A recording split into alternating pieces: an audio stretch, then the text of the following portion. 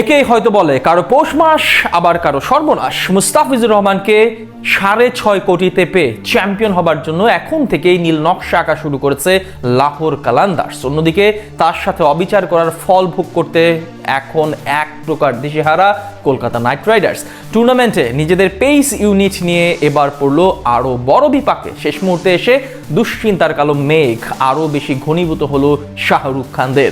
মুস্তাফিজকে ছাড়ার পর কেকেআরের সেই নতুন বিপত্তি নিয়ে বিস্তারিত জানবো রিপোর্ট। অবিচারের ফল আজ হোক আর কাল, একদিন না একদিন ভোগ করতে হবেই। মুস্তাফিজুর রহমানের সাথে ঠিক যেমনটা করেছিল কলকাতা নাইট রাইডার্স, তার ফল এখন ভোগ করতে হচ্ছে কঠিনভাবে। টুর্নামেন্টের শুরুর আগে এবার কঠিন বিপাকে পড়েছে উপার বাংলার ফ্র্যাঞ্চাইজিটি। বিপরীতে পিএসএল এর সর্বোচ্চ সম্মান পাচ্ছে টাইগার বামহাতি পেসার। তাকে ঘিরে এখন সকল পরিকল্পনা সাজাচ্ছে লাহোর কালান্দার্স। এমনকি দলটির সর্বোচ্চ ক্যাটাগরির ক্রিকেটার হিসেবে মাঠ মাতাবেন বাংলাদেশের কাটার মাস্টার। অন্যদিকে তাকে হারিয়ে কলকাতা এক প্রকার দিশেহারা হওয়ার অবস্থা। 2026 আইপিএল নিলামের পর থেকেই আলোচনায় আসে মুস্তাফিজুর রহমান ইস্যু। গেল 16 ডিসেম্বর সংযুক্ত আরব আমিরাতের এক অভিজাত হোটেলে অনুষ্ঠিত হয় 2026 আইপিএল এর মিনি অকশন। সেখানে একমাত্র বাংলাদেশি হিসেবে দল পান কাটার মাস্টার মুস্তাফিজুর রহমান। নিলামের টেবিলে তার জন্য Delhi Capitals, Kolkata night Riders এবং চেন্নাই সুপার কিংস লম্বা সময় ধরে লড়াই করে। শেষ পর্যন্ত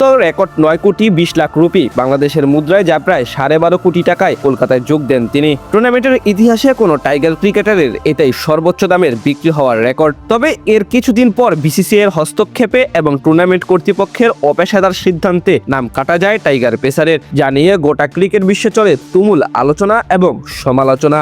এভাবে নিজেদের অপেশাদার প্রমাণ করে বিসিসিআই এর নেওয়া সিদ্ধান্তকে মেনে নিতে পারেনি অনেকে। এদিকে এবার আসরে কলকাতার মেইন বোলার হিসেবে ছিলেন মুস্তাফিজ, আর তাকে নিয়ে এমন নোংরামির ফলপ্রসূ এখন কঠিন ফল ভোগ করতে হচ্ছে শাহরুখ খানের মালিকানাধীন ফ্র্যাঞ্চাইজিটির। প্রথমত দলের অন্যতম গুরুত্বপূর্ণ চরিত্র হর্ষিত রানা ইনজুরির কারণে ছিটকে গেছেন। বিশ্বকাপের আগে দক্ষিণ আফ্রিকার বিপক্ষে প্রস্তুতি ম্যাচে পাওয়া চোটের কারণে এখন তিনি নির্বাসনে। সেখান থেকে কতদিন লাগে সুস্থ হতে তা এক প্রকার অনিশ্চিত। তার সাথে মুস্তাফিজের সরে আসা আগেই বড় বিপাক সৃষ্টি করেছিল কেকেআর এর জন্য।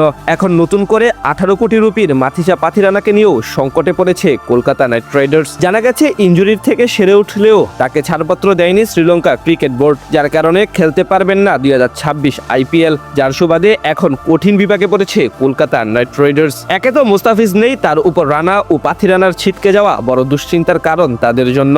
অনেকে মনে করছেন তাদের এমন পরিণতি শুধুমাত্র ফিজের সাথে করা অবিচারের ফল। অন্যদিকে মুস্তাফিজ অবশ্য এসব জিনিস আমলে নিচ্ছেন না। টি20 র্যাঙ্কিং এ ওয়ার্ল্ডের 9 নম্বর সেরা বলার এখন প্রস্তুত হচ্ছেন পিএসএল এর জন্য।